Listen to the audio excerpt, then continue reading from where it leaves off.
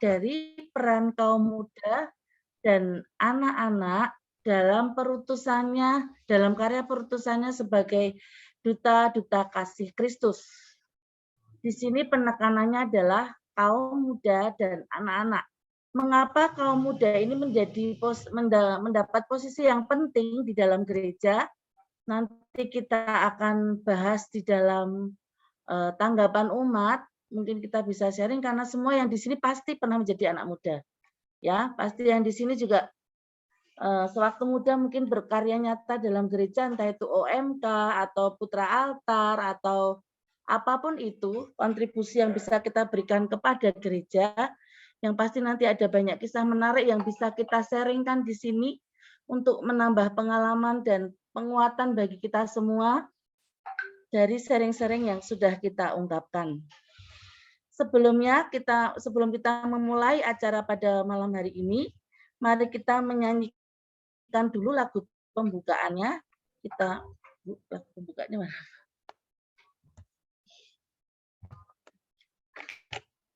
Itunya mana ya? Sharingnya dari gimana ya? Ini ya.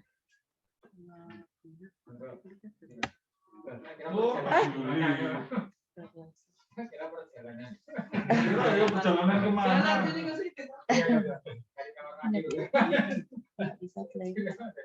Tadi mana ya tadi ya? Di sini.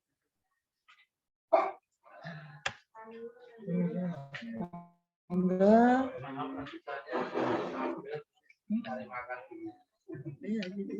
Oh gitu. Ini enggak Bu?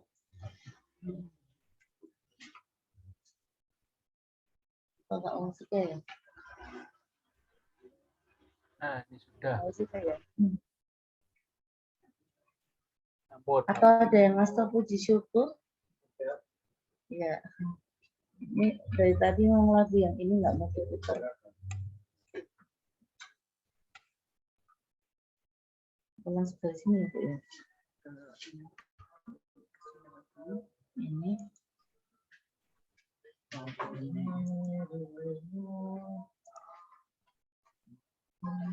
Nggak mau juga ya? Nggak mau juga. Enggak Pak, nyanyi bersama aja. Bapak Ibu ini berhubung lagunya kok nggak bisa diputar, mohon maaf. Yang ngasih puji syukur bisa dibuka mungkin nomor 338. Ya.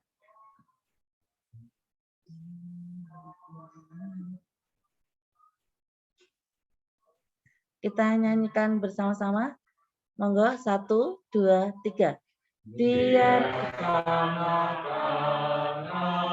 datang padaku, itu sabda Yesus, Dia memanggilku. Dalam bentuknya siap mendengarnya, datang padamu, Yesus memanggilku. Biar anak-anak datang kepadaku, itu sabda Yesus, Dia memanggilku. Dalam kesukaran, susah tak terhibur, padanya ku datang, Yesus memanggilku.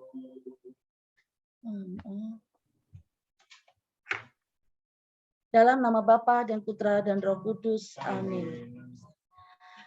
Rahmat Tuhan kita Yesus Kristus, cinta kasih Allah dan persekutuan Roh Kudus beserta kita sekarang dan selama-lamanya. Bapak, Ibu, dan saudara-saudari yang terkasih dalam Kristus, pada malam hari ini kita patut bersyukur karena Tuhan senantiasa melindungi kita. Nggak muncul.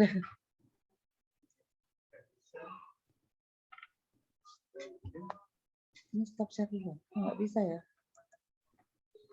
Bentar, maaf. Yang display tadi Bu, tadi udah keluar. Makanya, udah share. Oh, nggak bisa masuk ya?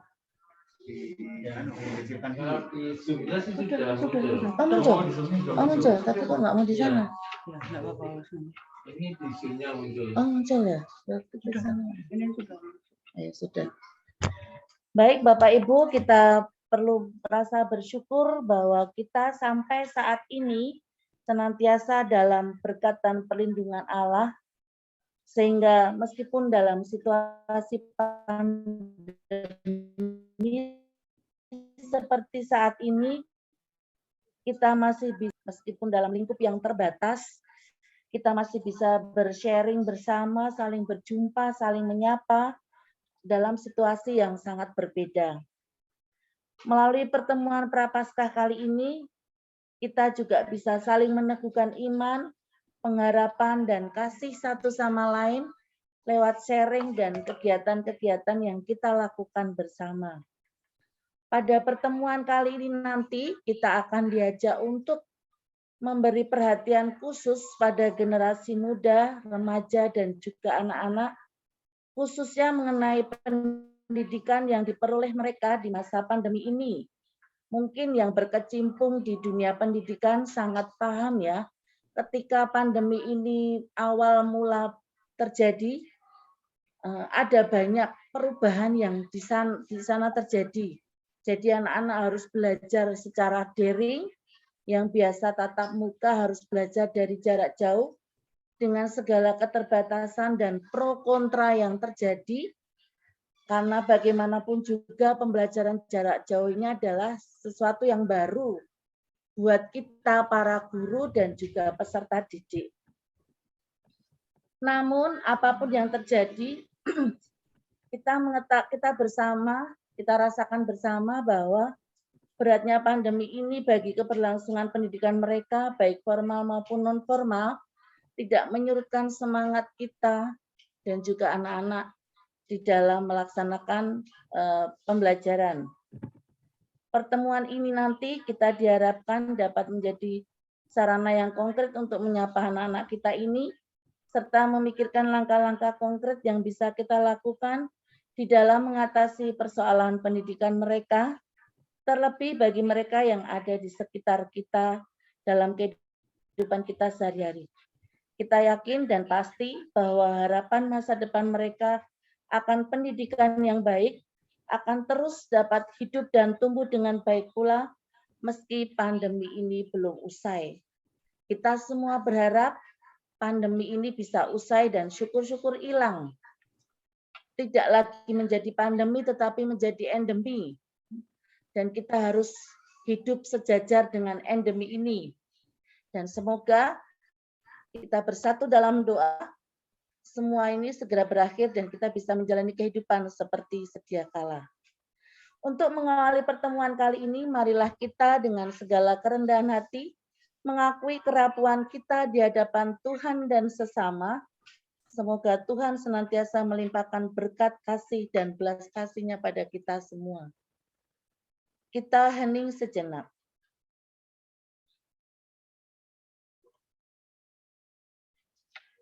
Saya mengaku kepada Allah yang Maha Kuasa dan kepada saudara sekalian bahwa saya telah berdosa dengan pikiran dan perkataan, dengan perbuatan dan kelalaian.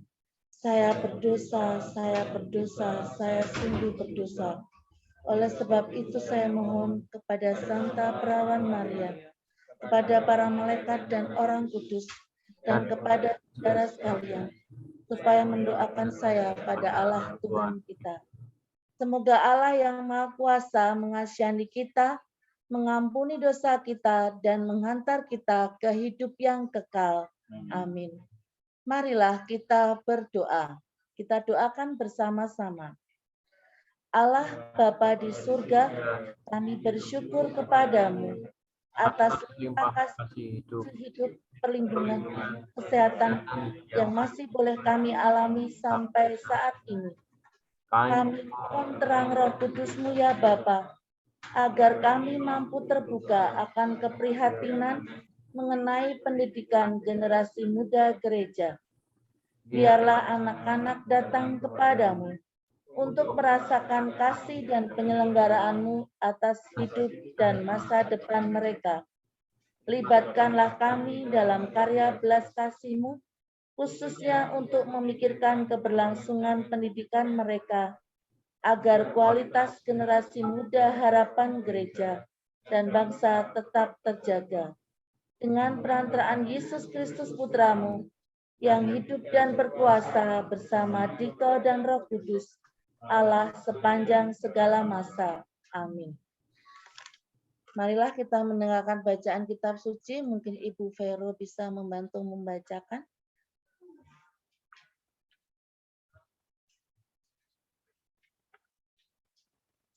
Biarkanlah anak-anak itu datang kepadaku. Pembacaan dari Injil Matius.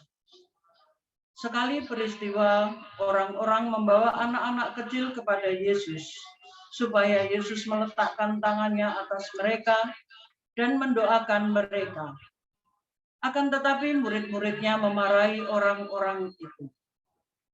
Tetapi Yesus berkata, biarkanlah anak-anak itu. Janganlah menghalang-halangi mereka datang kepadaku. Sebab orang-orang yang seperti itulah yang empunya kerajaan surga. Lalu Yesus meletakkan tangannya atas mereka, dan kemudian Yesus berangkat dari situ. Demikianlah sabda Tuhan. Terpujilah Kristus. Bapak, Ibu, dan saudara-saudari yang terkasih dalam Kristus, dalam bacaan singkat ini kita melihat bahwa Tuhan Yesus menempatkan posisi tertinggi juga bagi anak-anak, terutama yang ingin minta berkat. Mengapa Tuhan begitu perhatian kepada anak-anak? Karena anak-anak ini adalah ibarat tanaman, adalah tunas yang masih terus berkembang dan bertumbuh, dan menjadi harapan buat kita semua untuk melanjutkan pekerjaan kita nantinya. Makanya ada beberapa keluarga, terutama yang keluarga Katolik, ada satu tradisi yang baik yang sering dilakukan oleh anak-anak ketika akan pergi entah sekolah atau bekerja. Biasanya orang tua itu dalam bahasa Jawanya nyangoni slamet ya. Nyangoni slamet dengan memberikan berkat di dalam tanda salibnya. Dan ini juga saya lakukan secara pribadi ketika anak mau pergi ke suatu tempat. Ini bukan tanpa maksud atau tanpa tujuan, tapi kita percaya bahwa kita menyertai anak-anak kita di dalam perjalanannya menuju suatu tempat dengan rahmat Tuhan sendiri. Kita percaya bahwa tanda salib itu yang senantiasa memberikan penguatan dan menuntun anak-anak kita supaya selamat semuanya, berangkat selamat, pulang selamat. Dan ini juga menunjukkan keimanan kita, di mana kita mengimani Kristus sebagai kekuatan utama dalam hidup kita, dan kita ingin memberikan berkat yang sama juga kepada anak-anak. Di dalam bacaan Injil tadi, Tuhan Yesus membiarkan model yang harus dicontoh. Biasanya anak-anak itu identik dengan kejujuran, identik dengan apa adanya. Dan Tuhan ingin kita seperti itu. Seperti anak kecil yang tidak tahu apa-apa, yang jujur, yang apa adanya, yang selalu ingin datang kepada Tuhan. Bukan untuk dihalang-halangi, tetapi untuk masuk dalam kerajaan Allah. Anak-anak dan remaja dan juga orang muda perlu menyadari bahwa berkat yang diterima dan didorong untuk membagikan berkat itu, diharapkan juga mereka mampu memberi berkat juga bagi banyak orang. Kita perlu memberikan ruang yang cukup bagi mereka untuk belajar melayani apapun yang mereka kerjakan saat ini. Apakah menjadi pelajar bisa melayani? Bisa. Sebagai kebetulan saya mengajar di PAUD, jadi pelayanannya adalah ketika ada teman membutuhkan bantuan atau ketika teman jatuh itu bisa saling untuk menolong. Untuk yang SMP, SMA mungkin lebih mudah ya dalam hal melayani ini ya. Kalau untuk PAUD itu biasanya hanya sebatas misalnya temannya membutuhkan mainan, teman yang satu memberikan pinjaman, jadi saling melayani atau membereskan mainan dan sebagainya. Kemudian berikutnya, meneladani sikap Yesus yang menerima anak-anak dan memberkati mereka, mari kita juga bertindak hal yang sama. Kita memberi berkat kepada anak-anak dan terbuka terhadap orang muda, khususnya yang pendidikannya terlantar. Tidak memperoleh kasih sayang dan perhatian yang baik, entah dari keluarga maupun dari lingkungan. Anak-anak muda dan orang muda, harapan bagi kehidupan gereja, itu sudah selayaknya menjadi harapan yang baik juga buat kita. Di sini, kebetulan saya ingin sedikit sharing tentang pengalaman saya ketika saya masih kuliah di Jogja. Kebetulan, waktu itu saya ikut aktif di gereja Kota Baru Yogyakarta. Mungkin ada yang pernah mengunjungi gereja Kota Baru Yogyakarta. Di sana waktu itu Romo parokinya yang sayang sekali ya, sekarang udah keluar beliau. Waktu itu Romo Widodo yang mengarang lagu Karena Aku Kau Cinta. Lagunya booming sekali ya, sampai di mana-mana ternyata. Nah, waktu itu Romo ini sangat intens sekali terhadap anak muda. Sehingga ketika saya aktif di sana, itu saya ingat sekali ketika perayaan Paskah di Gereja Kota Baru itu ada semacam tarian. Persembahan ada tarian, terus ketika Romo homili juga ada tarian, ketika mau penutup misa juga ada tarian. Jadi dikemas begitu indahnya sedemikian rupa dan semua panitia Paskah waktu itu anak muda. Dari rasulnya anak muda.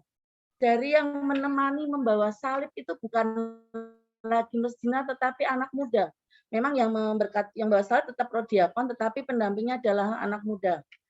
Dan waktu itu saya berkesempatan untuk menjadi rasul. Di sana rasul tidak hanya laki-laki, tapi juga kaum muda yang perempuan yang mau.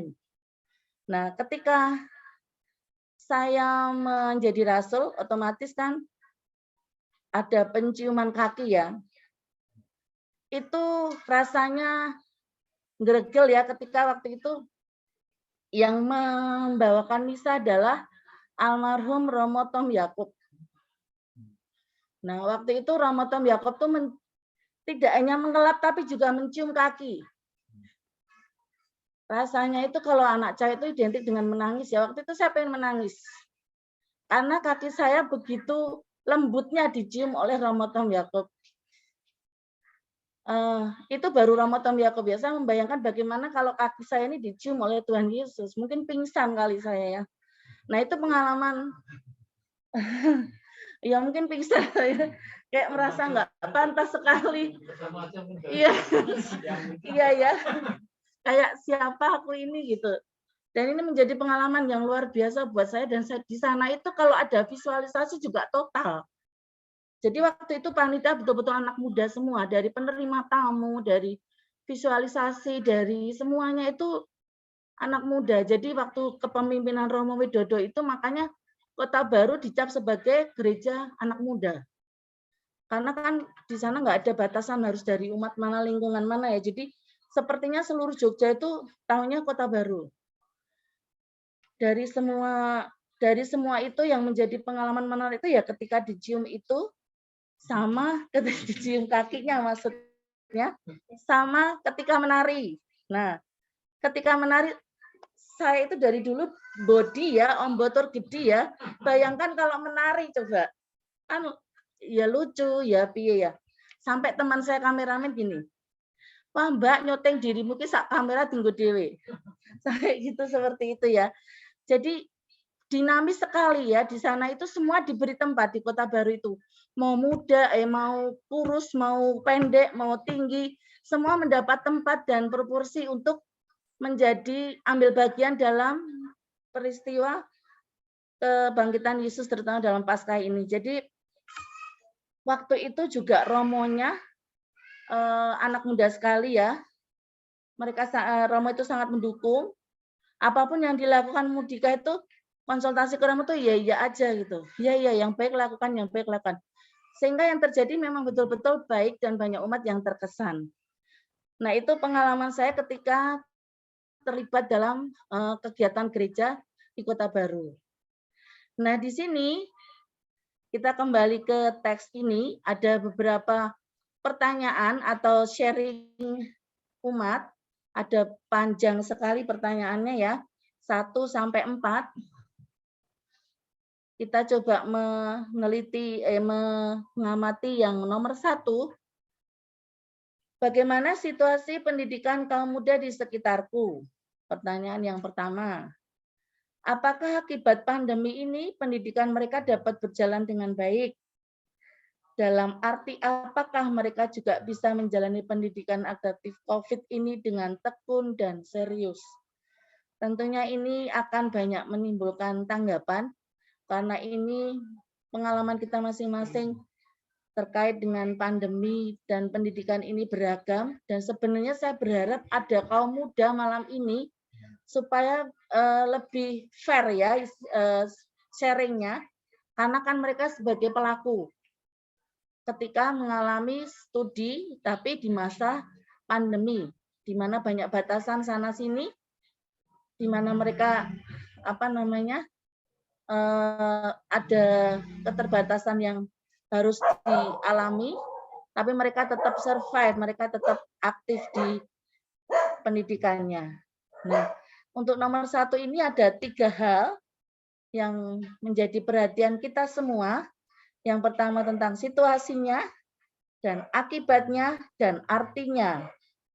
Nah, mungkin dari sini atau yang di rumah, ada Bapak Ibu yang bisa men-sharingkan, sebagai orang tua boleh, sebagai mungkin ada yang studi S2 sebagai mahasiswa boleh, supaya kita makin diperkaya dengan pengalaman dan sharing ini. Monggo silakan Bapak Ibu yang mau sharing.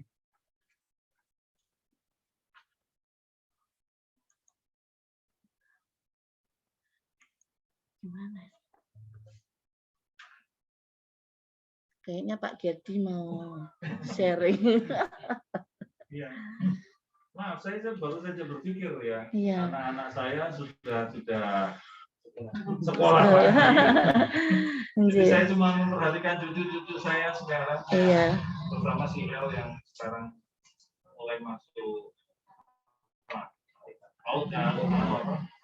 tapi kelompok bermain ya.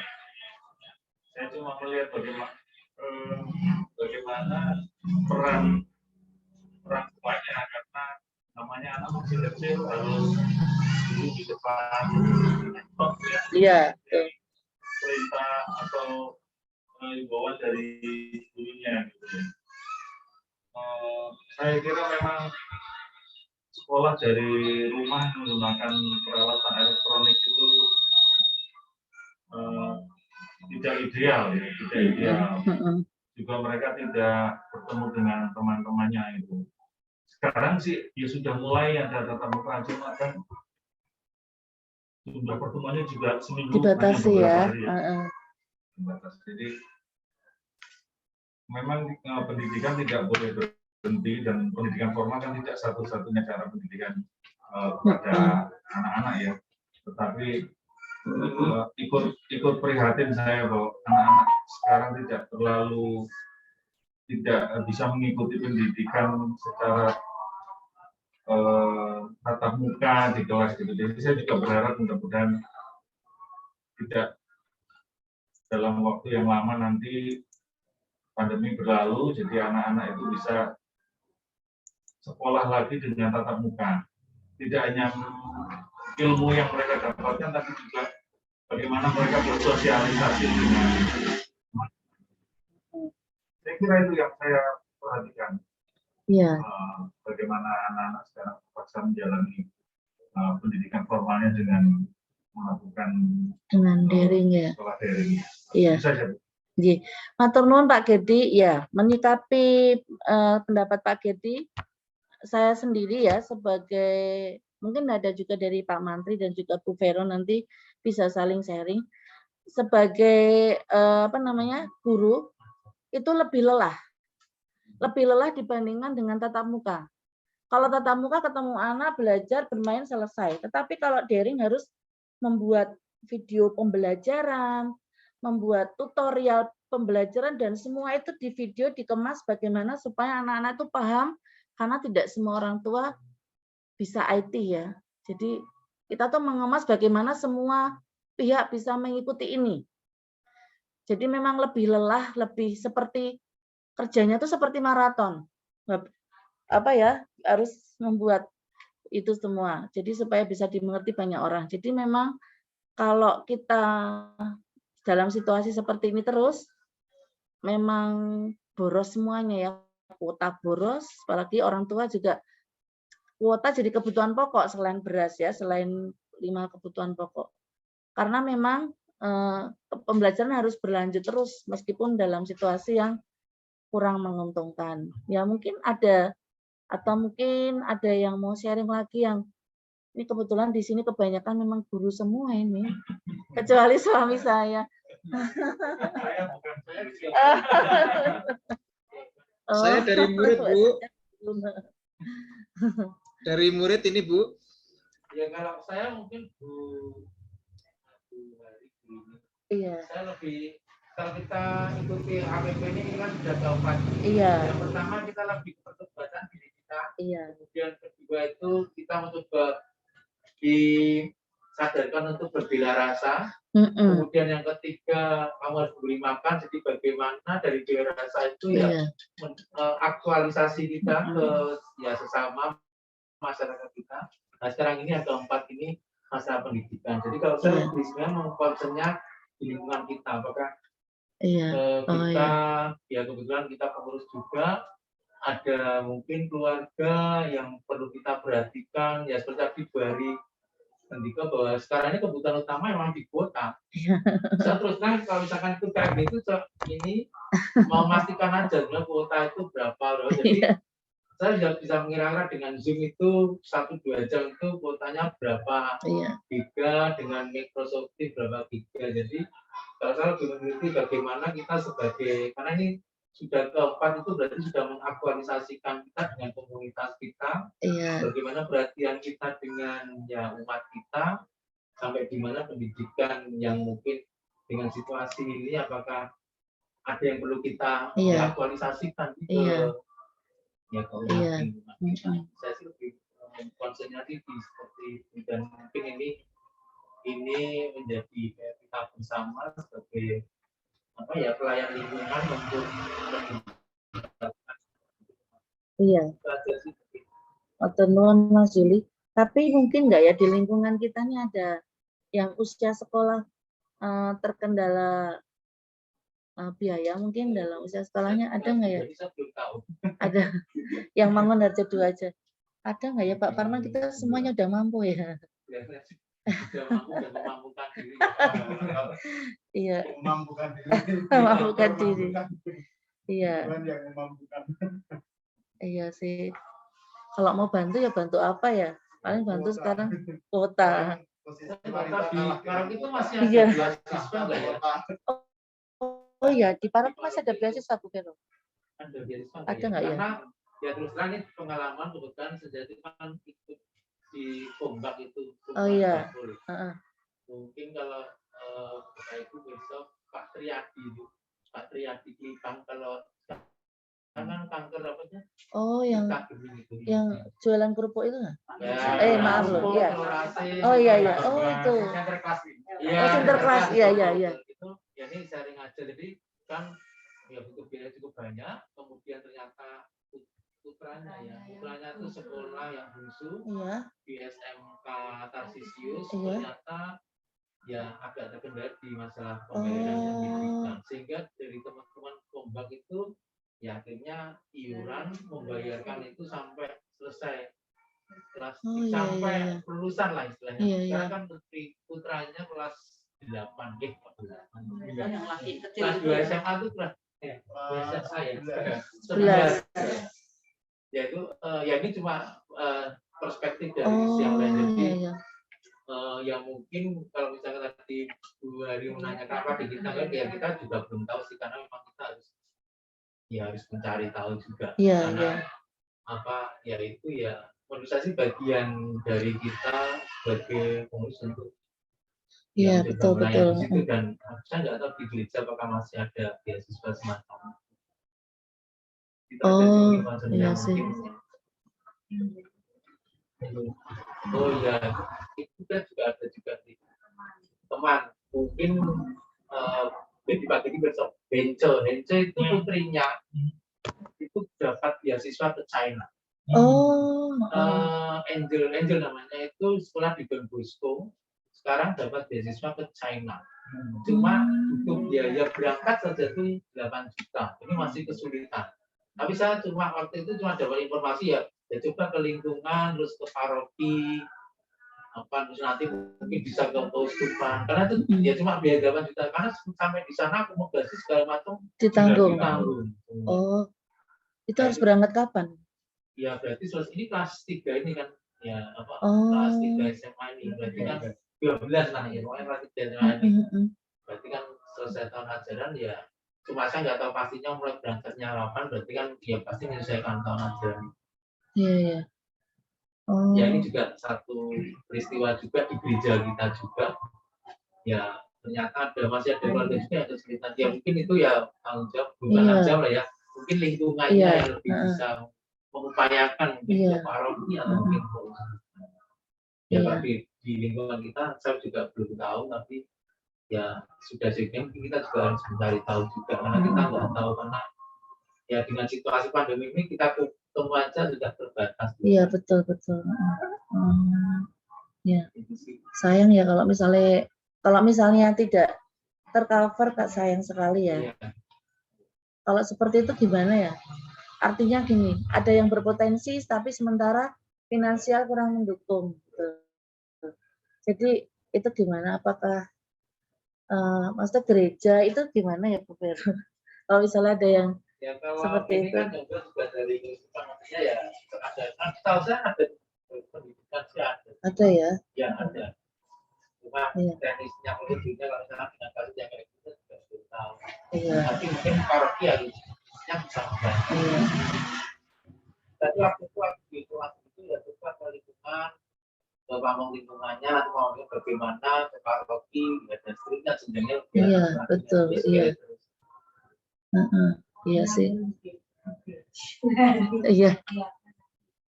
Mungkin intinya itu bahwa sekitar nyambung Mas Yuni, sekitar kita itu banyak. Oh gitu ya. Mengalami kesulitan pendidikan ya kayak contohnya Pak Teddy putranya, Mas Henja putrinya, mungkin banyak yang lain cuma kita jadi nggak tahu karena mungkin beliaunya nggak tahu. Nggak share. Iya. Bantuan pendidikan kemana atau mungkin juga menurutnya juga kurang tahu data atau apa ya. Iya. Oh. Banyak cuman itu akhirnya nggak terketahui karena yang bersangkutan nggak lapor misalnya atau yang bagian pengurusnya itu juga kurang paham infonya atau gimana. Kebetulan kalau Pak Tri sama Endel yang kita kenal ya jadi tahu ya. Tapi coba kasih saran.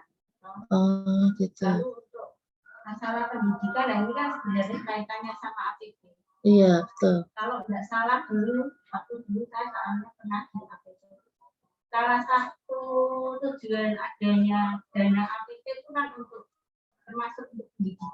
Iya. Pemberdayaan, pendidikan, lalu apalagi kalau pokoknya untuk pemberdayaan umat ya termasuk untuk kaum muda. Iya betul. Bisa ya. Kadang kan informasi seperti itu nggak kurang semua umat tahu. Iya. Oh, iya sih. APP ini salah satu. Yang kalau kita dapat kartu itu ada khusus dana pendidikannya nggak sih Mbak? Ada ya? Ada ya? Oh cuma di seminari aja? Oh yang kartu itu cuma seminari aja? Oh. Ada yang dipakai warga. Jadi misalnya seperti kalau di paroki itu kan kemarin membuka untuk anak-anak yang mau kuliah di STPK. Nah, ada kebetulan yang tahun ajaran, jadi ini sudah harusnya kalau mereka kuliah rutin itu ya sudah sampai ke semester 3 ya, kalau udah 3. Nah itu tapi ternyata di tengah jalan ada yang ya dananya memang dari salah satunya dari dana pendidikan yang kita kirimkan itu. 3 anak ini, 2 anak penerima beasiswa itu awalnya iya sampai di tengah jalan mengundurkan diri. Akhirnya ya yang diambil tindakan oleh paroki, kembalikan uang yang sudah diterima. Jadi ada seperti itu. Jadi memang ada dari paroki ada yang untuk pendidikan, dan selain untuk yang pendidikan di seminari, jadi sebetulnya ada juga, cuman saya tidak tahu persis yang sekarang itu bagaimana. Artinya apakah untuk semua, ataukah untuk yang mahasiswa saja? Karena seperti dana APP itu kan dulu yang di ini utama itu bukan untuk beasiswanya ya, tapi untuk beasiswa tiap bulan itu bukan, tapi untuk yang mau ujian skripsi tidak ada biaya. Gitu. Saya tahu itu, tapi tidak tahu. Kalau sekarang perkembangannya bagaimana? Ya betul. Untuk biaya pendidikan paroki itu membantu.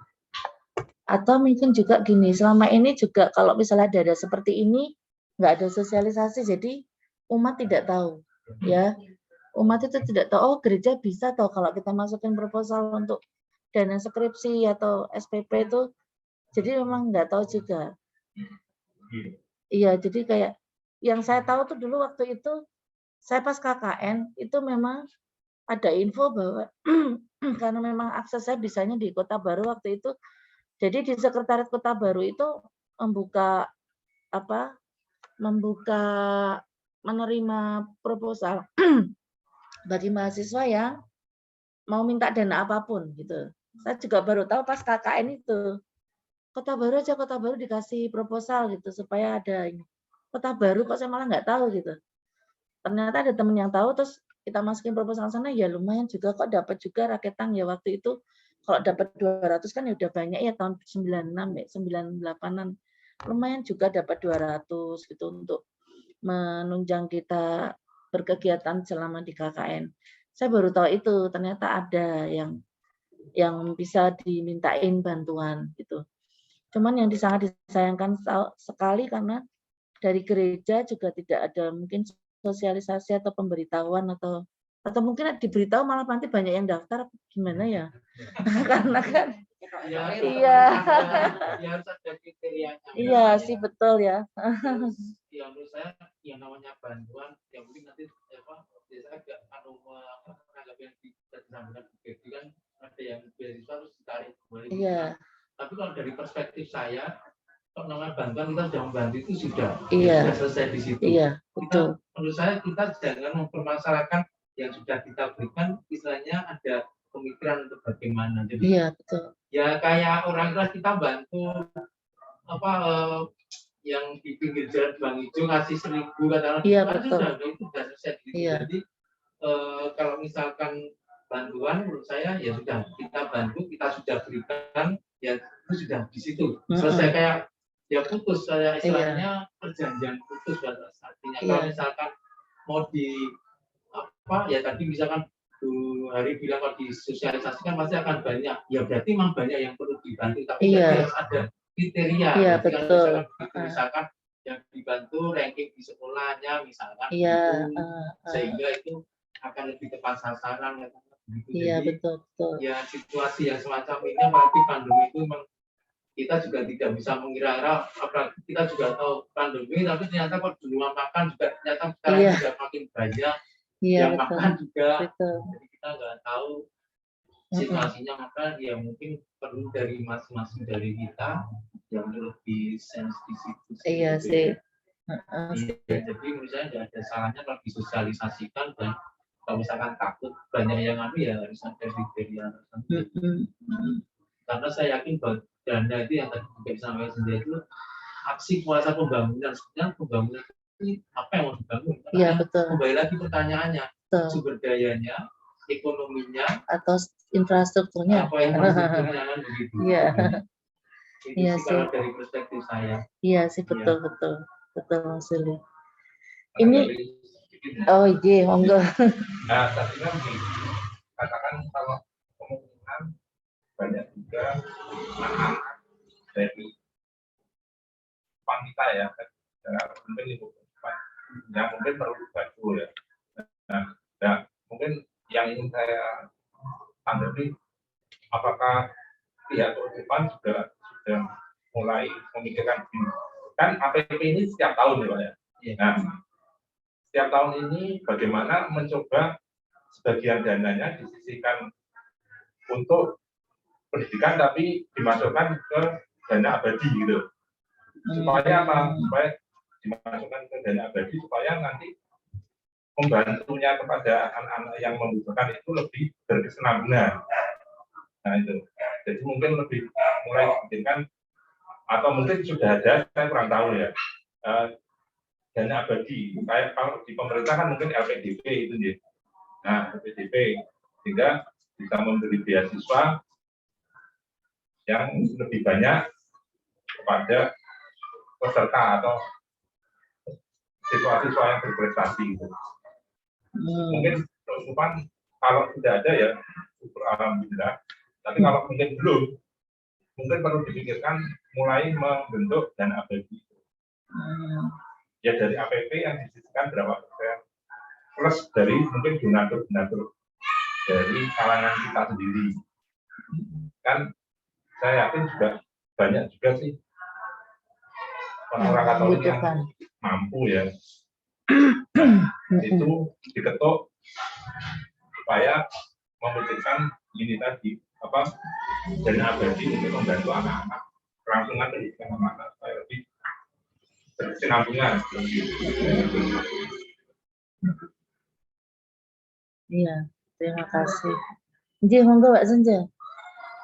Kalau untuk usupan saya kurang tahu, tapi kalau pendidikan sepertinya ada itu. Oh, dana abadi gitu. Pendidikan itu sih yang tapi sekarang kurang tahu kayaknya.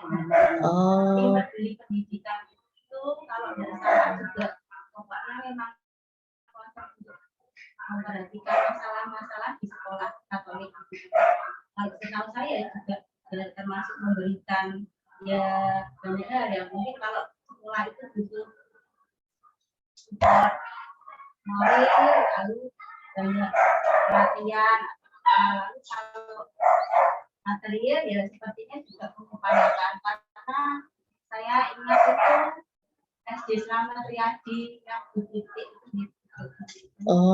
itu di jalan dekat operator sana itu waktu mau psikotes bilang nggak pulang saya tuh bayarnya segini aja itu dari tim peduli pendidikan maksudnya bayarnya saat ini bantu kalau untuk kegiatan di sekolah kalau diajukan kalau sekarang saya kurang tahu tim peduli pendidikan ini prosesnya bagaimana.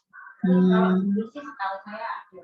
Oh, betul. Ada bantuan dari tim peduli pendidikan, entah itu bentuknya dia kan, misalnya SMK Ignacio waktu itu butuh pelatihan untuk siswa-siswinya, lalu tim peduli pendidikan kasih pelatihan. Butuh kalau ada itu yang butuh di SD Slamet Riyadi itu setahu saya untuk pembangunan kulitnya, lalu mereka support. Oh gitu. Oh iya, jadi mungkin yang bisa dicontoh itu malah dari katedral.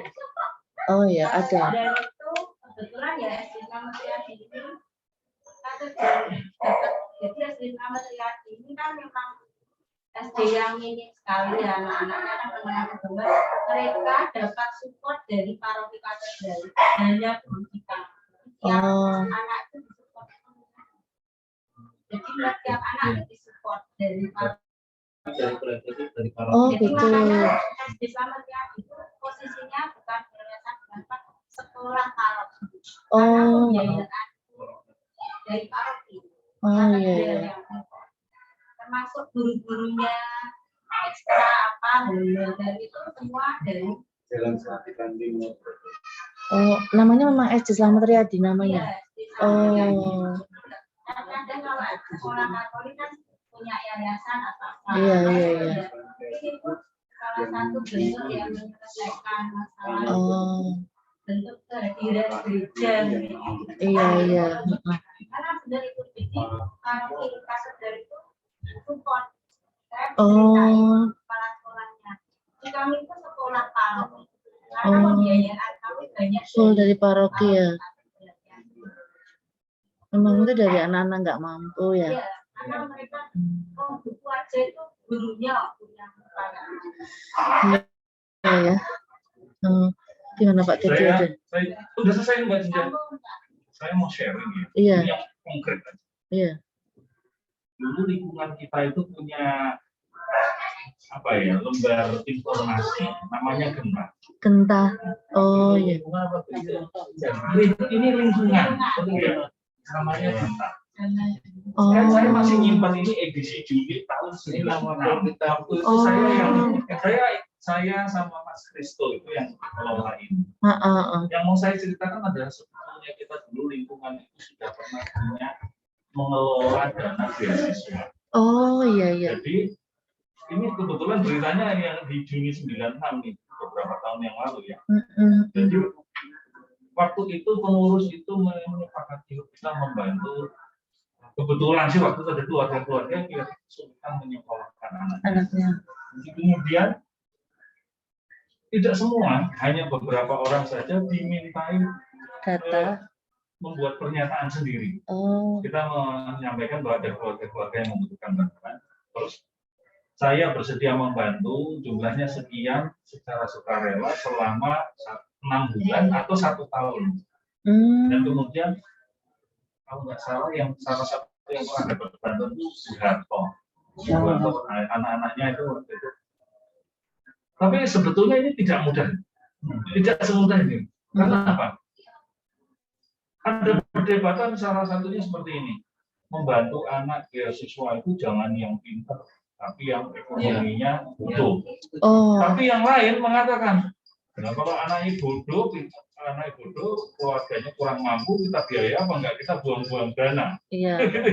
Jadi waktu itu perdebatannya agak, tapi akhirnya kami sempat berjalan. Tapi ya mungkin karena ini nggak jalan. Ya, ini jadi memang kalau tadi dikatakan. Nah, terus perdebatan yang lain adalah apakah kita mengumpulkan dana beasiswa itu hanya untuk saudara kita yang seagama. Iya. Sebetulnya kan berdana ini bisa kita pakai siapa saja yang membutuhkan. Kalau ada keluarga-keluarga lain, keluarga Katolik sudah cukup mampu. Tapi dana itu bisa kita. Memang kecil waktu itu cuma membantu nggak sampai 50.000 tiap bulan untuk sekedar membantu dana transportnya atau dana bukunya. Itu yang dari lingkungan kita sendiri pernah kita bikin. Iya, pernah. Terus tapi itu pengelolanya, karena waktu itu memang termasuk kita harus melihat berapa nilainya segala. Itu kan artinya tiap kali selesai 1 semester kita mintai rapotnya, lalu masih harus dievaluasi, ini bagus apa enggak, ada peningkatan atau enggak, gitu ya. Nah, itu agak rumit juga. Kita tuh membantu dasarnya apa ya. Terus yang kedua, sebetulnya waktu saya jadi pengurus gerejaan ya, di pengurus hari. Gereja itu kalau menerima kolektor itu ada sekian persen yang disebut sebagai dana pamis. Saya nggak tahu sekarang masih atau enggak. Dana prakan miskin. Itu dana, memang kesulitannya sekarang itu, dulu tuntutan beberapa orang adalah kalau uang kolektor itu digunakan untuk apa, dilaporkan. Nah, itu sempat jadi, itulah masalah uang itu ya. Iya, betul. Waktu itu saya jadi sekretaris, saya sempat minta pada bendahara laporan bulanan itu diberikan. Kemudian saya sempat membuat tulisan tuh di satu media kita itu namanya apa ya? Kunci ya. Saya bilang, kan banyak umat nggak tahu ya. Kolektor itu dipotong berapa persen untuk keuskupan. Kemudian yang berapa persen untuk dan Pamis. Yang sekian persen untuk apa itu sebetulnya ada aturannya itu untuk keuangan gereja. Cuma kita nggak pernah tahu, kita nggak tahu uang dan Pamis. Bayangkan kalau misalnya 15% dari satu bulan, satu minggu aja 10 juta misalnya ya, 10 juta, 40 juta, 15%-nya berapa? Kalikan 1 tahun, itu kan besar. Tapi itu hal yang nggak bisa kita karena memang ada bendara yang mengatakan jangan dia itu tadi ada ketakutan kalau gereja nanti kelihatan uangnya banyak, nanti orang pada minta. Itu kan. Tapi kalau saya ingat Romo yang pindah ke Jogja itu, Romo Sepuh itu, Romo Heru selalu mengatakan sebetulnya dan Pamis itu tidak boleh kita sisakan. Jadi kalau kita dapat 6 juta harus kita habiskan. Itu yang sayangnya kita nggak pernah tahu kebijakan antar Romo itu. Ya pendidikan itu bisa apa saja, dan Pamis bisa apa saja, pendidikan, bantu rumah, betul. Tapi kita sekarang kembali ya sama saya sendiri di Gramedia keluar itu beberapa tahun yang lalu didatangi seorang mahasiswa dari namanya Save the Children. Save the Children itu meminta menawarkan Bapak mau membantu anak-anak pendidikan anak-anak. Satu anak 75.000. Tapi minimal 2 anak. Jadi kalau nggak semua orang waktu itu saya masih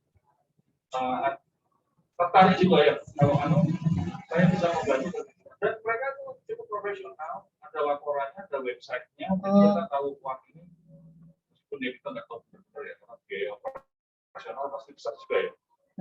Laporannya seperti mereka untuk mana-mana itu kalau bisa begitu ya. Jadi kembali ke usulannya Mas Yudi, kalau kita bisa menyisihkan dana itu tidak hanya untuk anak-anak kita sendiri orang utama, tapi untuk keluarga juga. Karena untuk pelayanan seperti ini kita kalah dengan gereja-gereja, bukan istilahnya kalah ya, gereja-gereja Protestan kan pelayanannya itu ketok banget ya loh. Ada acara khusus. Saya mau melakukan pelayanan, ya. Kalau kita tidak ada. Kalau mereka itu saya harus pelayanan. Entah itu dalam doa atau dalam hal yang sosial. Itu hanya cerita yang kebetulan saya nyimpen ini. Itu malah sampai laporan keuangan segala itu ada di sini ya.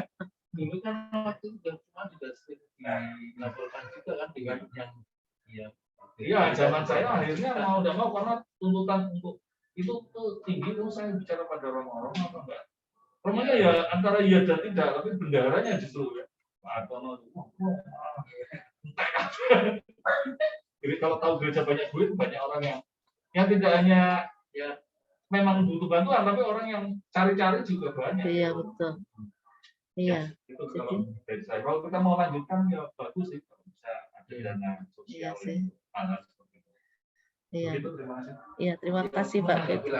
Jadi masih lebih aktual. Jadi kalau saya bilang APP ini tidak hanya di teori saja, tapi harus kita apa? Iya betul. Jadi harus kita implementasikan. Jadi kalau tadi APP bilang mungkin bisa di luar rumah kita ya memang bisa diberikan. Iya betul. Juga. Karena kalau misalkan ternyata dengan kita ya puji Tuhan kalau secara kesejahteraan pendidikan ini kita bicara pendidikan sudah terjamin ya kita yang mencoba di sekitar kita juga RT RW mungkin ada yang ya memang itu pasti harus perlu koordinasi dengan urusan RT RW. Iya betul. Jadi kalau misalnya dia sedikit kan sempat ngobrol dengan Bapak juga masalah lansia.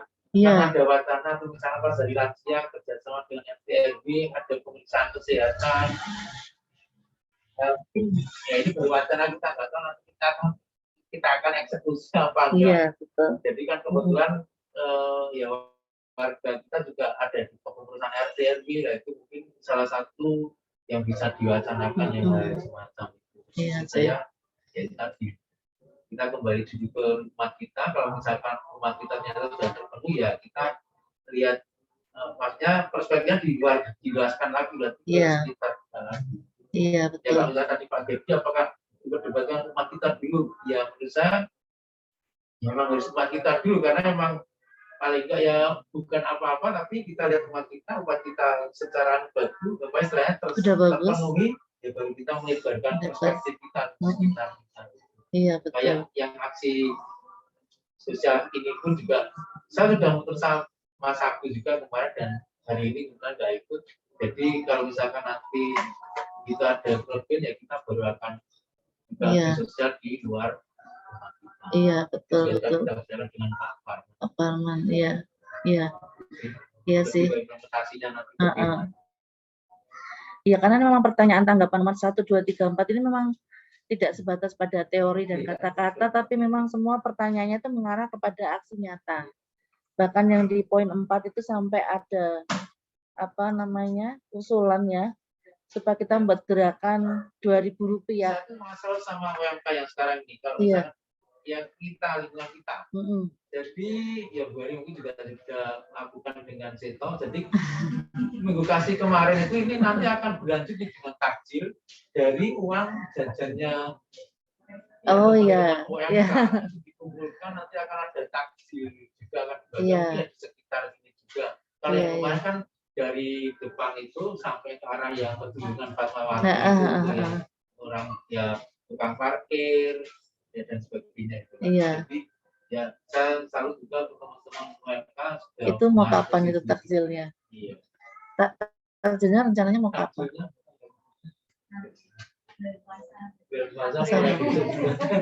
Ya mungkin masih ada dibicarakan. Saya diberitahu loh kalau ada takjil, saya juga merasa.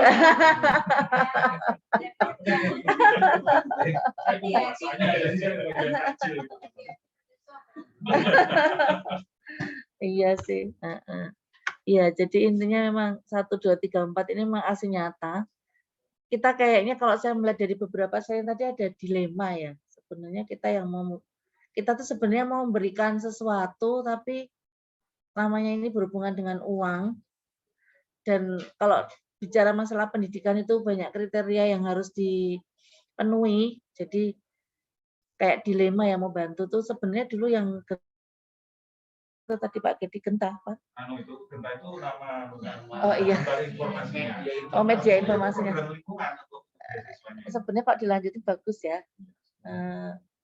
Tapi ya lagi-lagi dilema banyak orang, karena uang itu tanggapan orang beda-beda ya. Maksud artinya mau bantu, tapi yang sisi ya itu tadi kriteria tadi. Iya, betul. Tapi kalau Pak Gedi, apakah yang prestasi yang menurut saya ya itu bisa yang berprestasi, bisa yang memang membutuhkan. Iya. Kita tidak tahu. Pendidikan itu menurut saya harus diberikan ke anak-anak yang usia sekolah, itu harus dia dapatkan. Iya. Misalkan dia tidak berprestasi karena istilahnya termi katakanlah begitu, ya itu menjadi tanggung jawab kita juga, juga untuk dia bisa sekolah.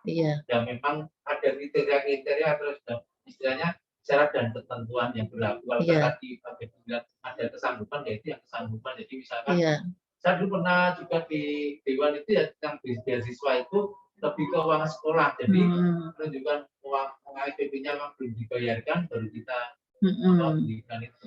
Iya. Atau mungkin bisa juga gini. Jadi kita datang ke sekolah yang memang kebanyakan orang yang menengah ke bawah, yang kita nggak kenal, yang kita bantu siapa. Kita datang ke TU sekolah, kita datang yang belum bayar SPP atau yang tunggakannya banyak, kita nggak bantu full sih ya, soalnya nanti kan nggak ada usaha juga dari untuk kita. Maksudnya kita itu saya rasa itu lebih realistis ya. Kita nggak kenal kita bantu siapa, memang itu rasanya lebih enak kalau kita membantu tapi orang itu nggak bisa balas bantuan kita gitu. Jadi ada kepuasan buat kita untuk kita datangin sekolah-sekolah, kita mungkin bisa mendata sekolah-sekolah yang pantas untuk diberi bantuan, sekolah-sekolah yang kalau Bernardus kan nggak mungkin ya. Nguyai segoro. Kita berbagi sekolah-sekolah, tadi kita banyak ya. Enggak sih. Inilah dari 2000. Iya. Ada tuh sekolah Katolik yang itu. Jadi ada kepala sekolahnya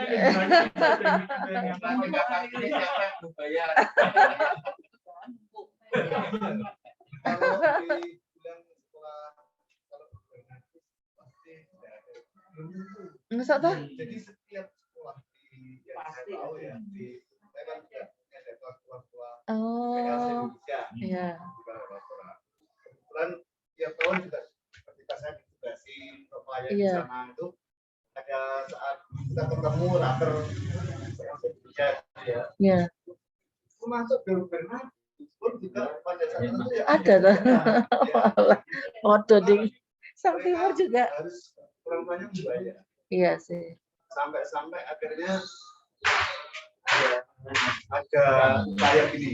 Ini supaya orang tua itu bayar sampai terjadi. Nanti biasanya ditahan gitu ya. Supaya nanti diambil membayar. Itu ada peraturan pemerintah dalam menangani jasa anak itu juga nanti kena Pasal. pasal itu. Iya serba bingung ya. Kalau malahan kalau sekolah PKL yang pinggiran, dikatakan pinggiran itu kebetulan memang situasinya ya sulit orang tuanya.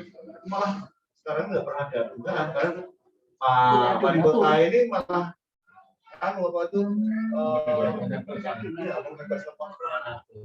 PL itu dapat seperti itu kalau nggak salah jadi tendang, taksisir dan Oh, biar dibantu kayak gitu ngajuin proposal atau gimana? mestinya iya. Oh. Tapi dulu orang melihat situasi seperti itu langsung ya. Dulu waktu saya 4 tahun di sana itu anak-anak dan bosku inisialnya Tarsisius. Inisialnya Pak. Bener. Inisialnya P. Namanya S. Ya, itu orang tua itu nggak pernah menolak ketika ada kenaikan uang sekolah berapa persen tiap tahun itu nggak pernah ada orang tua menolak. Tapi ya nggak pernah ada orang tua membayar. Oh, adalah makanya nggak mengeluh Jadi karena kalau nggak kita bayar. membantu sebenarnya yang disenangkan bukan orang tuanya tapi yayasan. Ya memang akhirnya ya katanya tapi orang tua. Nah, saya punya pengalaman itu saya pengemis ya. Iya. Membuat proposal penanggung kebetulan juga semuanya kalau boleh dikatakan itu sampai Proposal apa ini? pengajuan biaya bahasa dari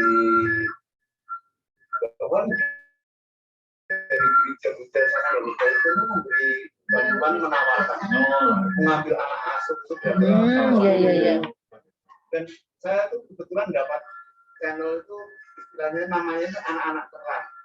Anaknya Bu Martinus Maria itu ikut jadi anggota tim relawan anak terang itu bukan anak-anak terang.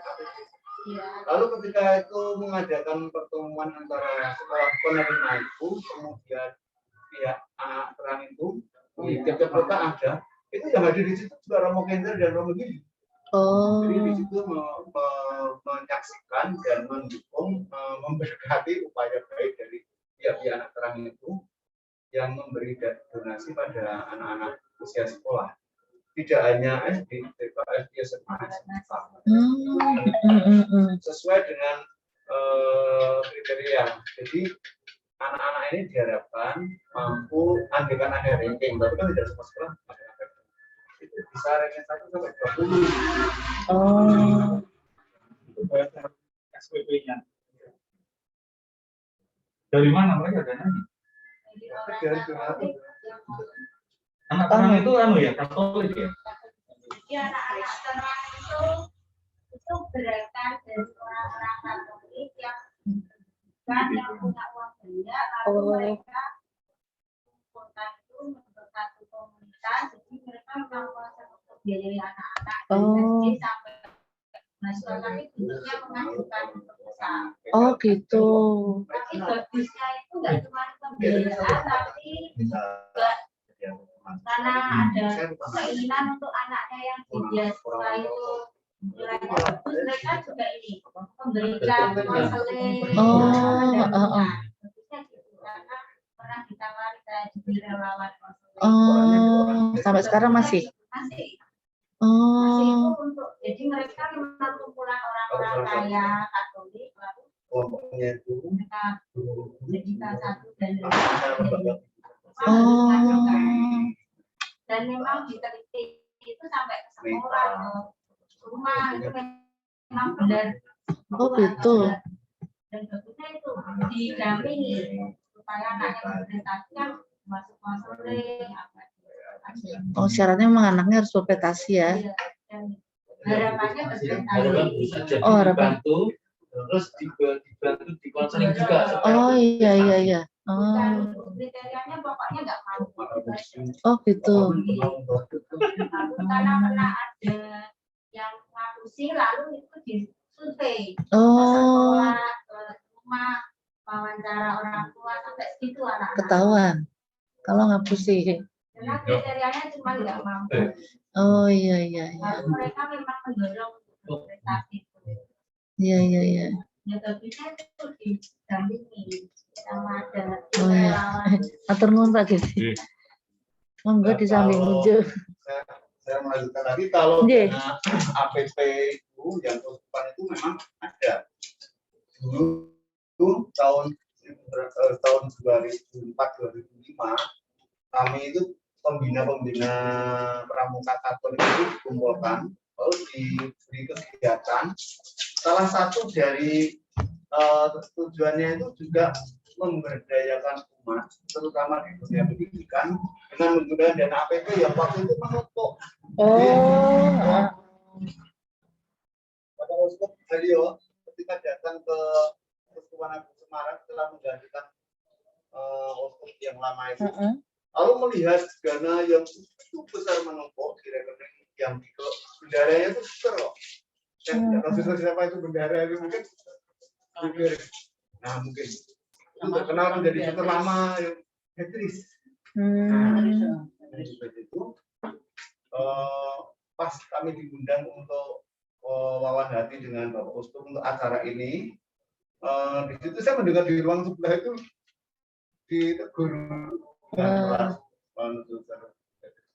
Tidak bisa ada yang sekian yang diendapkan sebegini. Oh diapakan? Ini untuk dihabiskan. Dihabiskan berapa generasi? Kata-kata itu saya dengar. Iya. Dan terus sadar bahwa ada kami dan almarhum Pak Alianto yang mau pakai pramuka itu. Tapi itu saya ditutup. Oh. Yang ditutup tahu banyak. Itu diantaranya lalu Bapak Uskup pernah mendikau. Aja kami bertiga kok untuk menghadap beliau untuk minta berkenan membuka rapat. Itu dijelaskan. Dan APP di Keuskupan Agung Semarang sangat besar. Mari pramuka dan kegiatan yang lain yang bisa diberdayakan. Lalu terbentuk namanya Gerakan Pramuka Jawa Lambang, Jawa Bali Lampung Palembang. Oh iya. Pembina Katolik itu berkegiatan itu harus swadana dulu. Kalau nanti kalau masih ada kekurangan Minta diambilkan ke Keuskupan. Dan itu sangat besar. Andaikan jujur kami bantingan itu ya ala kadarnya untuk manting tok. Iya. Makanya seberapa yang diperlukan. Iya betul. Sampai itu tahun kelima beberapa sampai saya mengantarkan anak termasuk Ernest ke Genugelis itu. Oh itu dana Keuskupan. Sebagian ya, karena orang tua juga dimintai dukungan itu, lalu nanti kekurangannya untuk panitia besar itu backup dari Keuskupan. Itu mewakili Keuskupan untuk sekolah-sekolah. Nah, secara detail mengapa sebesar itu kok tidak terpakai itu memang saya tidak tahu. Banyak orang yang tidak tahu. Nah, sampai Romo Haryo itu mendikau dalam pertemuan itu, suster ke saking pintere nyimpen duit. Yesus saya ngerti orang ini. Yesus saya ngerti nyimpen duit suster. Tidak paham ya. Iya. Sampai sekarang masih nggak itu Pak Walunge? Itu karena tidak banyak yang mengajukan. Oh ya kan. Saya biasanya kan dapat buku laporan APP. Iya. Kalau ini yang terakhir saya sudah. Kalau mau diberi saya bilang sudah punya, padahal lo gak ada yang mau cocok. Karena ya biasanya di buku laporan itu terakhir itu yang kemarin sudah terkumpul di rumah itu saya kirim ke perpustakaan paroki. yang banyak membutuhkan itu pasti dari paroki-paroki daerah pinggir. Yang Semarang itu jarang mengajukan. Jadi jarang itu karena nggak tahu atau bagaimana? Nggak tahu karena tidak tahu ataukah bisa diatasi sendiri. Oh gitu ya. Dulu kita pernah waktu pamongnya Pak Priyono itu pernah mengajukan zaman rumahnya Mbah Joni itu kena angin ribut. Nah itu terus Pak Pri mengajukan tidak hanya di rumah warga kita yang Katolik saja, tapi sebelahnya juga ditawari dulu. Terus prosesnya dulu ya dari pamong lingkungan, lalu disetujui Romo Paroki, dikirim ke panitia APP. Oh iya iya. Panitia APP sekarang di KPP 57 itu. Nah itu terus ditinjau lokasi ditinjau, diberi dana. Gitu. Diberi dana bantuan tidak hanya satu rumah itu, tapi dua rumah itu nggak tahu ya dulu berapa juta. Jadi kalau kadang-kadang itu ya mungkin karena nggak banyak yang tidak mengajukan. Dan kalau kita lihat mesti kan parokinya itu paroki pinggir-pinggir yang Semarang itu sedikit. Kok justru mereka tahu ya? Sebetulnya semua Romo tahu. Oh iya, mungkin ya itu mau memanfaatkan atau iya. Ya, kadang-kadang mungkin nggak di-share ke umat ya, Pak ya. Nah, umat nggak tahu. Iya betul. Kadang semuanya kelihatan. Dulu yang kalau saya dulu waktu mahasiswa itu kalau mengadakan kaderisasi atau pembimbingan itu mesti ke APP. Iya. Cuma sebetulnya APP lebih ke sosial bukan ke kayak apa? Bukan kayak webinar, seminar gitu tuh enggak. Iya. Tapi oleh bedah rumah. Itu bahkan modal usaha. Dan memang itu modal usaha itu kayak hilang-hilangan. Iya betul. Kayak dulu pernah ada ya. Kredit tanpa angsuran loh. Kakek tunggalin.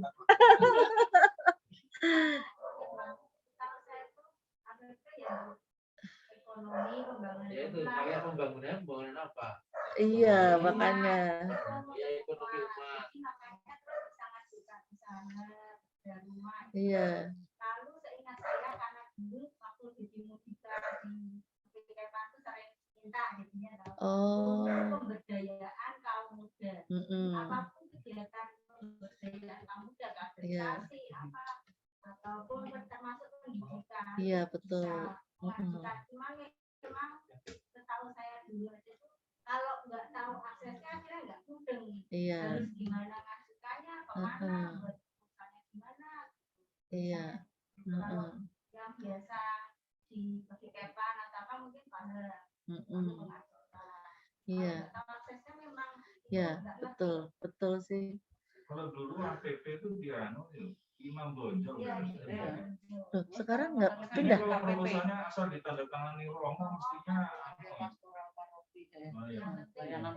Cuma memang itu tidak bisa segera. Maksudnya karena dikumpulkan terus ada bulan-bulan ada rapat panitia APP. Nah itu dibahas. Kalau tidak salah setahun 2 kali rapatnya. Jadi nggak bisa langsung, masih nunggu sampai rapatnya kapan, habis itu baru. Nanti lagi jeda lagi rapat kelihatannya gitu. Itu mungkin yang bikin ribet dan malas ya orang ya. Kan saya juga lupa heran kalau Romo-Romo nggak pernah cerita ya. Jarang ya ada Romo cerita kalau butuh bisa. Iya betul ya, maksud saya gitu loh. Iya. Ya banyak lah, setiap tahun APP gereja dari dulu ada kan. Dan semua disetor ke keuskupan. Apa nih Pak Lis? Iya, kemarin ke rumah juga saya banyak diceramain. Semua. Lah saya ngirim komunikasi. Pemahaman. Pencerahan. Ngirim komuni aja juga dicurhati.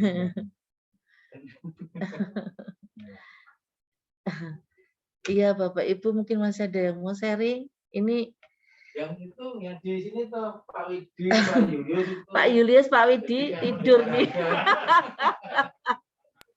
Halo, tidur nih. Sudah ramai Halo, Bu. Pak Ya, Nanang dari tadi ini offline semua ini. kita mengikuti. Ya. Masa? Keluar kok. Keluar. Di sini keluar ya di situ.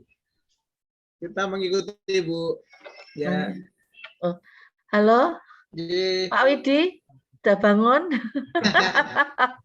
kita mengikuti Bu pembicaraan malam ini Dengar ramai. nggak tadi pembicaraan yang di sini? Dengar nggak? Sangat jelas. Jelas. Oh, sangat jelas. Puji Tuhan. Mungkin ada sesuatu yang bisa dibagi terkait dengan pendidikan. Ya, terima kasih banyak masukan. Kalau tadi di awal ini ya sharing aja, memang dengan adanya pandemi terkait dengan pendidikan ya. Bagian anak saya yang pertama, kalau untuk pendidikannya masih jalan, tapi seperti yang tadi disampaikan Pak Gerdi, masalah sosialisasi ya, pertemanan sangat minim, jadi pertemanannya lewat HP Bu. Nah, berakibat pada penyerapan pelajaran memang jadinya kurang maksimal.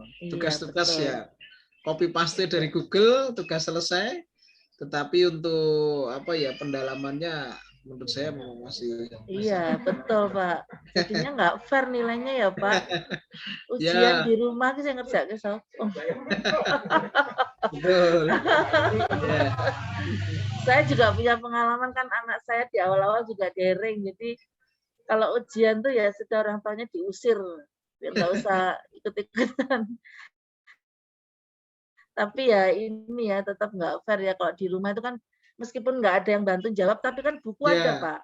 Kita buka-buka buku, kamera di off kan udah selesai. Betul. Jadinya nggak jujur lagi. Iya, matur nuwun loh Pak Widi sharingnya. Pak Yul yang banyak dengan anak-anak itu Bu. Pak Julius mana nih Pak Julius nih? Pak Julius. Selamat malam. Selamat malam Pak Julius. Ya, terima kasih tadi menyimak. Memang agak ngantuk dalam perjalanan. Tetapi kalau ya saya berada di sama, kemudian juga dengan anak saya itu memang lebih banyak mendampingi anak-anak ini, lebih ke teknis ya. Artinya kalau 39 anak di 4 sekolah ya, jarak yang berbeda-beda, ada di SMA Don Bosco, SMA Saint Louis, SMA Masai, ada yang penerbat juga. Itu kalau daring atau belajar di rumah itu kan kemudian membagi tempat atau membagi ruang-ruang itu agak sulit, dan juga untuk wifi itu kita sediakan demikian supaya bisa mencukupi semua, tetapi seringkali itu juga menemukan masalah, tidak semua lancar. Tetapi justru yang bagaimana menyiapkan anak yang biasanya datang ke sekolah, bangunnya tidur itu dipaske gitu. Kalau awalnya jam 7 kurang seperempat itu anak-anak bisa lebih lewat gitu. Nah, kita sering ditelepon, sering oleh Bapak Ibu guru, anaknya bagaimana tidak mengikuti seperti itu, kita jadi bingung gitu. Jadi memang dengan masa seperti itu repot semuanya. Tapi apa yang disaringkan Bapak Ibu tadi itu ya itu terjadi juga. Hanya kami yang di asrama itu lebih ke situ. Bagaimana supaya anak tidak terlambat mengikuti pelajaran begitu. Tapi memang masih bisa 1-2 jalan. Jadi harapannya semua segera bisa PTM gitu. Kita pendamping pamong dia yang ngoyak-oyak begitu. Itu yang sedikit sering. Terima kasih Bu Rini. Nggih, matur nuwun Pak Julius. Ya masing-masing punya lika-likunya sendiri-sendiri. Kalau anak asrama itu kan kebanyakan mereka tidurnya malam ya Pak Julius ya. Bangun pagi itu seperti bangunin kebo mati, suruh bangun, nggak bangun-bangun. Jadi Ya kebetulan saya juga tinggal di menidur asrama, jadi tahu betul kehidupan asrama. Iya. Sampai suster ngaipun, mau berangkat sekolah jam berapa, Nona Cubiti pahas satu-satu baru bangun. Bandelnya kompak, kalau bandel kompak tuh aman. Begitu ya, mungkin siapa nih yang belum ya, Pak Yuli udah di sini, siapa nih di mana? Pak Nanang tidur nih, tidurin Lukas. Enggak, Bu, saya Pak Nanang, halo, udah bangun? sudah cukup, Bu, semua sudah ada soalnya. Apa namanya? Semua sudah ada. Bapak Ibu, saya jadi makin diperkaya dengan berbagai pengalaman, jadi banyak hal yang kita ketahui bersama. Karena ini tanggapan umatnya itu 1 sampai 4 itu sudah kita jawab semua tadi, meskipun tidak dibaca satu-satu pertanyaannya, tetapi sudah diungkapkan semua dari pengalaman masa lalu sampai masa kini. Sampai sejauh ini kalau saya menangkap memang belum ada karya nyata di lingkungan kita yang bisa kita lakukan terkait pendidikan, karena masalahnya ini adalah sensitif sekali ya kalau kita ikut ambil bagian dalam ini, apalagi ini menyangkut uang. Sepertinya dulu juga Pak Parman sudah ya peduli pendidikan, Pak Parman menyediakan diri membuka les menggambar gratis. Nah, mungkin yang punya keahlian kayak Mbak Senja juga punya keahlian, Bu Vero, Pak Mantri, atau siapapun kita yang sehari-hari mengajar itu punya keahlian khusus. Kita tidak harus berbagi dengan uang, tetapi berbagi dengan apa yang bisa kita bantu. Mungkin kalau Bu Vero konsultasi masalah anak misalnya, tumbuh kembang anak itu mungkin ahlinya Bu Vero. Mbak Senja juga mungkin tentang karakternya, atau Pak Mantri tentang bagaimana menghadapi anak-anak. Pak Mantri SMP ya Pak Mantri ya? Spiritual. Iya. Iya betul Pak Parman tentang kemarin mengajari anak-anak lukis.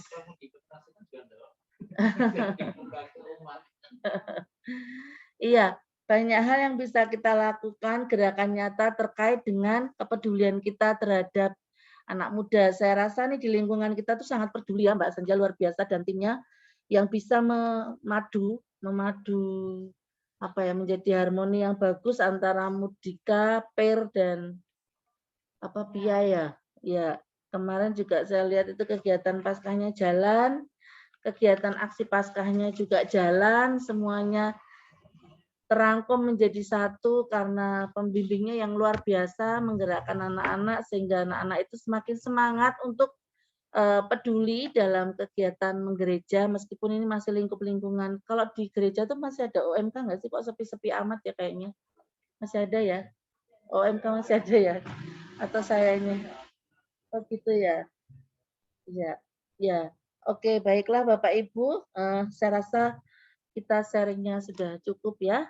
Kita sudah saling melengkapi satu sama lain, saling menggali informasi satu sama lain. Semoga ini menjadi permenungan kita bersama, bagaimana apa ke depan yang harus kita lakukan terkait dengan pendidikan. Sekali lagi tidak melulu uang, tetapi juga apa yang bisa kita punya, yang bisa kita berikan kepada orang lain terkait dengan anak muda sebagai harapan gereja. Kita terus mendampingi pertumbuhannya, perkembangannya, sehingga anak-anak ini menjadi aset yang berharga buat gereja yang nantinya akan meneruskan kita sebagai penerus di dalam melayani gereja. Siapa tahu nanti ke depannya mungkin Mbak Abel jadi ketua lingkungan perempuan, belum pernah yang mengerja ya. Nah, siapa tahu ketua lingkungan dan sebagainya. Ketua RT. Iya, ketua RT juga menjadi bagian dalam gereja loh. Siapa? Amin. Mudah-mudahan ke depannya bisa. Ya, Bapak Ibu, Terima kasih sekali lagi sharingnya dan juga cerita-cerita luar biasa tadi. Sekali lagi semoga ini menjadi PR kita bersama untuk terus menyemangati anak-anak kita, para mudika dan juga anak-anak agar terus setia di dalam pelayanan di gereja apapun bentuknya. Marilah kita lanjutkan ibadat APP pada malam hari ini dengan doa umat. Mohon nanti siapapun bisa saling mendoakan. Allah Bapa di surga, kami mengucap syukur atas segala kebaikan dan kasih-Mu yang luar biasa bagi setiap kami, sehingga kembali kami Kau kumpulkan di tempat ini untuk bersama-sama bersatu dalam iman, mengungkapkan segala hal terkait tema yang kami angkat pada malam hari ini. Semoga Kau gerakkan setiap hati kami, terlebih di dalam karya nyata, menyikapi kegiatan APP Paskah pada tahun ini. Bapa, kini kami datang kembali kepadamu untuk mengungkapkan doa-doa dan harapan kami. Kami percaya Engkau berkenan mendengarkannya di saat yang tepat. Monggo silakan yang mau menyampaikan doa umat.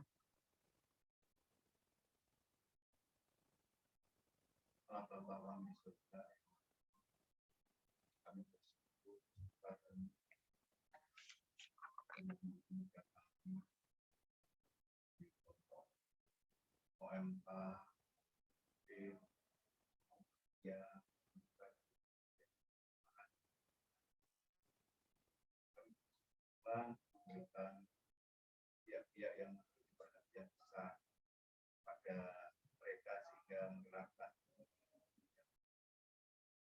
kami bersyukur atas yang kami bersyukur Tuhan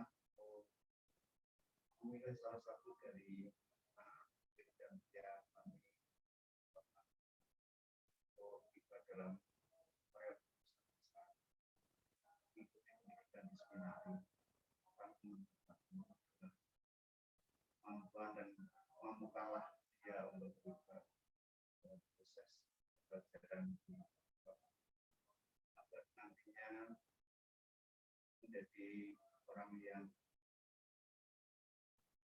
terbaik dalam keinginan keluarga, lingkungan, dan gereja. Semoga peran serta lingkungan ini dalam kegiatan gereja bagi anak-anak kami yang membawa menjadi sarana bagi kami untuk pasif dan iman kami dalam hidup gereja, terutama di gereja Paroki. Semoga apa yang dilakukan oleh umat beragama ini menjadi sarana Tuhan untuk mensyukuri rahmat yang diberikan kepada kami. Dan kami menjadi berkat bagi sesama. Kami mohon. Kabulkanlah doa kami ya Tuhan.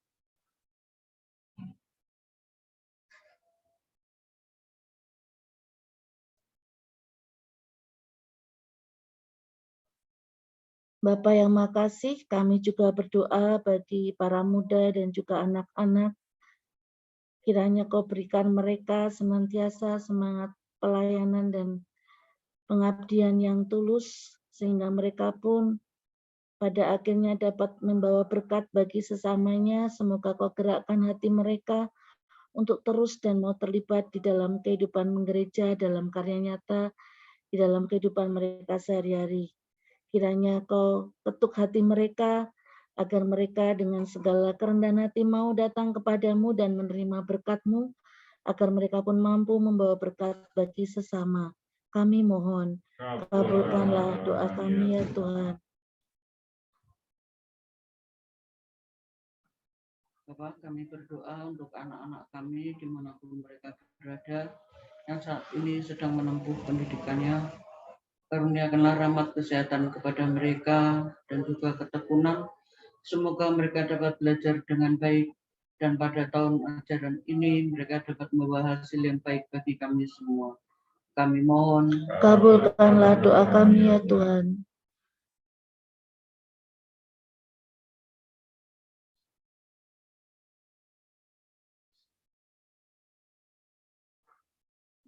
Demikianlah ya Bapa, doa-doa yang kami aturkan kepadamu. Kami percaya Engkau yang Maha tahu setiap hati kami, dan kami juga percaya Engkau yang tahu terbaik bagi kami. Semua doa dan harapan ini kami aturkan kepadamu dengan perantaraan Kristus Tuhan kami. Amin.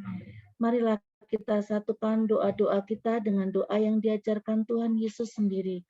Bapa kami yang ada di surga, dimuliakanlah namamu, datanglah kerajaanmu, jadilah kehendak-Mu di atas bumi seperti di dalam surga. Berilah kami rezeki pada hari ini, dan ampunilah kesalahan kami, seperti kami pun mengampuni yang bersalah kepada kami.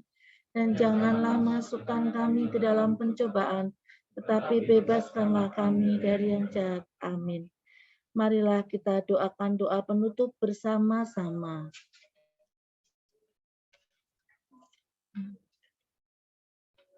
Allah Bapa di surga, kami kembali mengaturkan syukur kepadamu. Semoga butir-butir sabda yang kami dengar seturut dengan kehendak-Mu. Semoga kami mampu mewujudkan karya-karya nyata dalam mendampingi dan mendukung pendidikan kaum muda kami, sehingga mereka tetap bersemangat untuk menyongsong masa depan yang cerah, meski kami masih berada di dalam bayang-bayang pandemi COVID-19. Demi Kristus Tuhan dan pengantara kami. Amin. Sebelum kita akhiri ibadat Advent pada malam hari ini, marilah kita coba menyanyikan lagu penutup, mudah-mudahan bisa diputar. Bisa nggak nih? Oh, nggak bisa lagi malam sekarang. Nggak bisa ya? Keluar nggak Mas Yulis? Udah, kok malah tadi berhenti nih semuanya.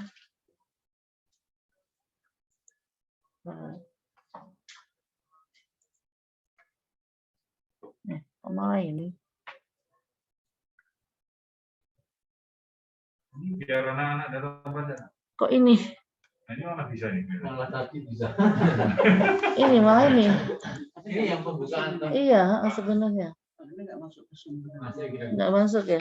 Nggak masuk. Masuk. Ini malah zoom-nya kok hilang. Masih. Oh, bisa. Share screen.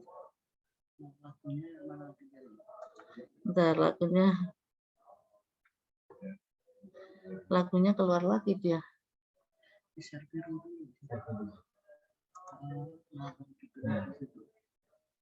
Bentar, lagunya kesempatan mana hidup ini kesempatan. Aduh, mana ini? Mana oke. Mana nih hidup ini kesempatan kok nggak sih? Di search saja.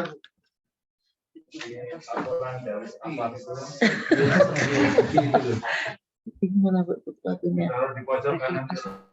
Oh ini. Nah. Oh ini nih. Oh. Aduh sih. Karaoke iya. Lagi. Mau. Mudah-mudahan bisa ya? Bisa. Mana musiknya? Itu apa itu? Itu.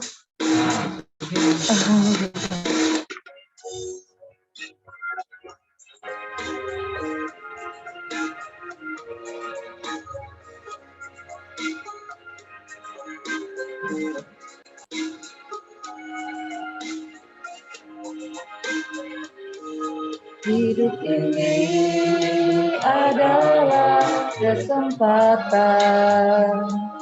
Hidup ini untuk melayani Tuhan.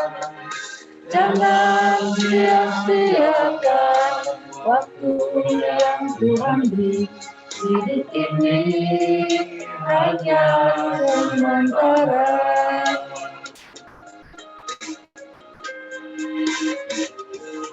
Hidup ini adalah kesempatan. hidup ini untuk melayani Tuhan. Jangan sia-siakan apa yang Tuhan beri. Hidup ini harus jadi berkat.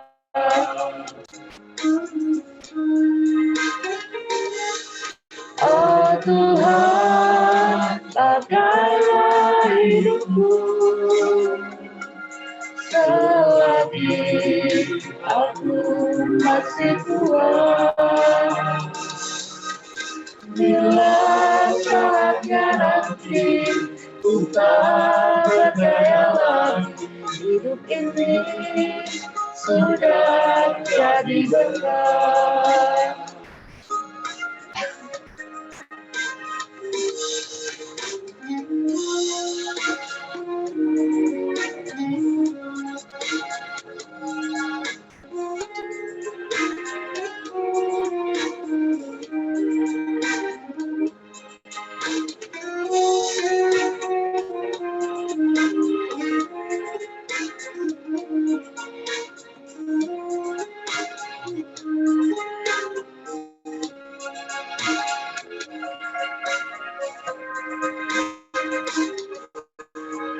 Hidup ini adalah kesempatan. Hidup ini untuk melayani Tuhan. Jangan sia-siakan apa yang Tuhan beri. Hidup ini harus jadi berkat. Oh Tuhan, pakailah hidupku selagi aku masih kuat. Bila saatnya nanti ku tak berdaya lagi, hidup ini sudah jadi berkat. Bila saatnya nanti ku tak berdaya lagi, hidup ini sudah jadi berkat.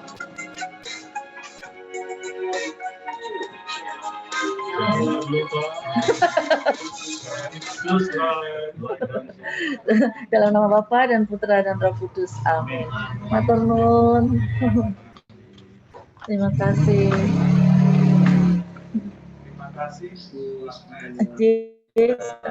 Amin. Pertemuan APP malam ini. Bisa tutup ya. Lalu nanti APP kelima atau terakhir dalam bulan ini. Ini ya. Oh iya. Pak Nanang, ada waktu kapan untuk bisa membantu menyiapkan link dan lain-lain?